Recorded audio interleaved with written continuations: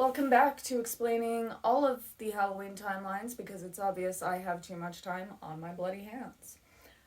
So, all the timelines we know start with the 1978 original. I didn't think I'd have to say that, but you never know. There's some people out there that just might not know. Now you do.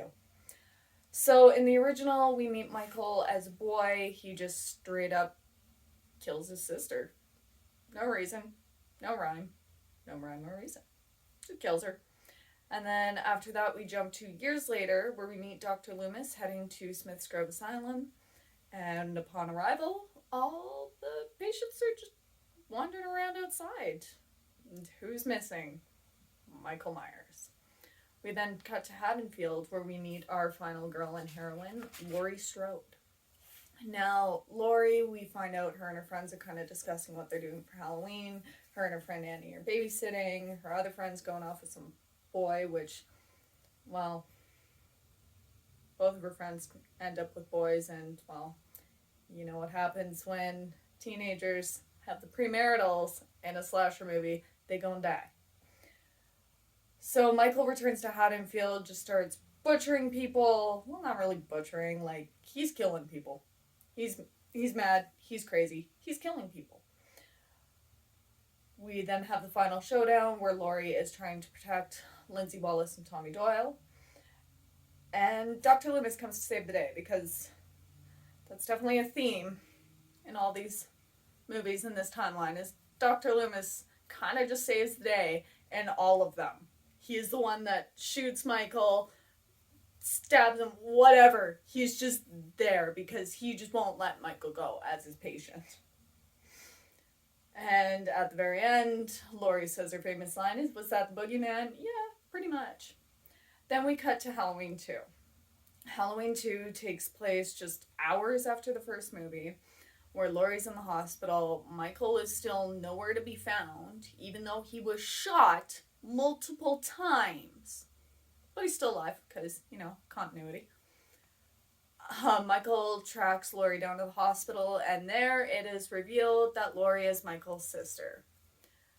So we've got sibling rivalry with extra steps, essentially. And, of course, he goes through, he starts killing people. Also, out of the entire franchise of Halloween, my favorite kill scene is when the nurse and what's-his-face, kind of meet their demise in, that tub area. They're going to get all, frisky and take a bath, and they're all, it's all steamy, and essentially they're pretty much drowned and burned all to shed. And I don't know what it is about that kill scene. I'm probably butchering my description on it, but it is honestly my favorite. Again, final showdown. They blind Michael and shoot him. And then that's the end of it. And that's where we think Halloween ends because, of course, as I explained in the last video, in part 1, John Carpenter wanted to turn this into more of an anthology, opposed to just one slasher constantly just coming back and killing people. It didn't work, so we got Halloween 4, Return of Michael Myers. Now, in this one, it's 10 years later. Laurie's dead, but she is survived by her 7-year-old daughter, Jamie, played by the wonderful Danielle Harris. By the way, if you've ever met Danielle Harris in life, she is the sweetest little gem and must be protected at all costs. Digression, but still, worth mentioning. So, Michael is being transferred back to Smith's Grove Asylum around Halloween because, honestly, you should just wait till November 1st. Not October. Avoid that month at all costs. You don't want to go too close to Halloween because apparently something just triggers Michael into becoming a raging freaking psychopath. Anyway, he hears the orderlies and the paramedics talking about how Laurie's dead, but she has a daughter, and he just happens to wake up the closer he gets to Smith's Grove and Haddonfield, wakes up, kills paramedics, escapes. Loomis finds out he escapes and goes on a wild freaking goose chase trying to find Michael before he gets to Haddonfield. Cut to Haddonfield, so we learn Jamie is in, I guess, foster care. She's there with her foster parents, her new sister Rachel, and finds out she gets to go trick-or-treating, and it's all exciting. So they go, get her costume, all that. She then starts getting bullied at school, saying her uncle's the boogeyman. Now, bear in mind, Jamie has no idea who Michael Myers is. Like, no idea whatsoever, but somehow, like, starts getting flashes of him from, like, when he was a child. Like, they do it with the whole, like, clown costume and that kind of stuff. I don't know. It's just, it's weird.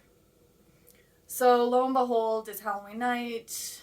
Rachel takes Jamie trick-or-treating. They're having fun. Rachel finds out her boyfriend is screwing around with some pretty bimbo who also happens to be a cop's daughter. That's funny. They find out Michael's at large. Jamie and Rachel get rushed into this cop's daughter's house, which, awkward. Like, you just found your boyfriend cheating on you with this broad, and now you have to chill in the house for a few hours because there's a psycho after your stepsister. Michael, of course, finds a way into the house, even with all the cops there, but we know Michael, he's not going to give a shit. He's after Jamie, and he's going to kill anyone in his path to kill Jamie. Doesn't succeed.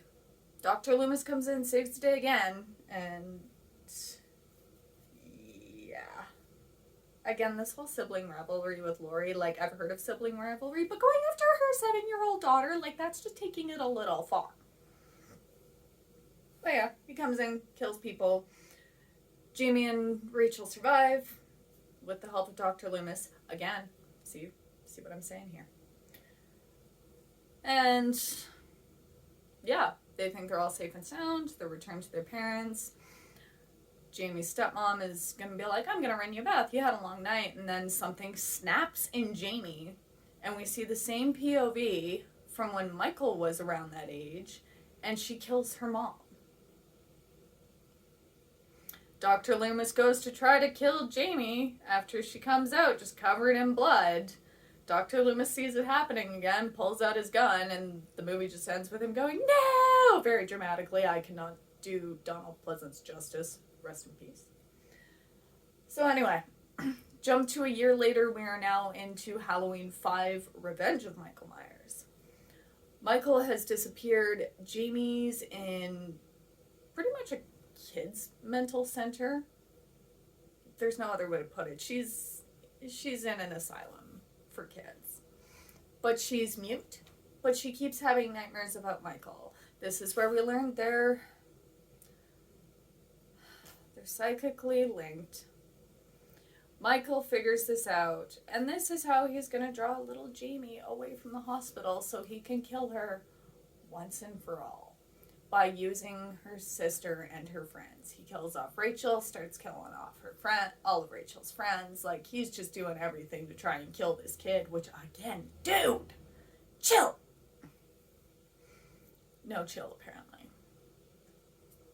But yeah, I digress. Halloween night, Jamie manages to leave the asylum to go after Mike. Well, not even. I don't think she's even really going after Michael in this one. It's been a while since I've watched it. She's more running from Michael because she knows he's trying to kill her and he's not going to stop. Eventually they end up, Michael's got her cornered and then, like, tries to play on, like, any humanity he might have, like begging him to stop. Almost works until she grabs his mask to take it off his head, and he freaks the hell out, and he's like, oh, hell no, and starts trying to kill her again. And then who busts in to save the day? Dr. Loomis. Again, you see where I'm going with this. He busts in, saves the day, suffers a stroke in the meantime. Jamie's saved. Michael's hauled off. But then we go into number 6, The Curse of Michael Myers. Now, this movie takes place 6 years later. Michael and Jamie have disappeared. Turns out they've been... Well, Michael's more been protected. Jamie's been held captive by the Cult of Thorn. And Michael carries the Curse of Thorn, and it's why he killed his family. Jamie has a baby, so she's a teenage mom, and then we also find out that this baby is Michael Myers, so this makes it, like, way more wrong. The movie opens with Jamie trying to escape Michael with her baby. Michael ends up cornering Jamie, kills her, but her baby's nowhere to be found. She managed to hide it. But she called into a radio station about it, which who hears this radio station but Tommy Doyle, played by Paul Rudd. I'm not mad about that. Paul Rudd goes to this bus station, finds Jamie's baby, and knows he has to keep this baby safe and away from Michael Myers at all cost. Laurie's parents, Mr. and Mrs. Strode, are back in this one, and for some reason living in the old Myers house, which is silly. But overall, then Sam Loomis is still alive somehow. The stroke didn't kill him or, like, leave him with any lifelong complications, I guess. But they know that they have to essentially go head to head with Michael and this cult and to not let Michael get his hands on the baby. So they go. Oh my gosh.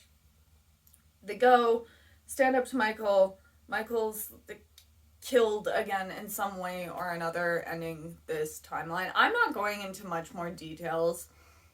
I like the first two movies. The fourth one's pretty good. The fifth one, yeah, I'll watch it here and there. The sixth one, though, it's just so out there. Like, I know people like the original because we don't know why Michael killed his sister. We don't. But then as you go on and people are just wanting an explanation, the sixth one almost feels like it's like, okay, fine, you want an explanation? Here's a fucking cult. It's stupid. Also, incest and teenage pregnancy, like, come on. That's gross. But yeah, Tommy Doyle, Sam Loomis, save the day, save the baby. They're all good.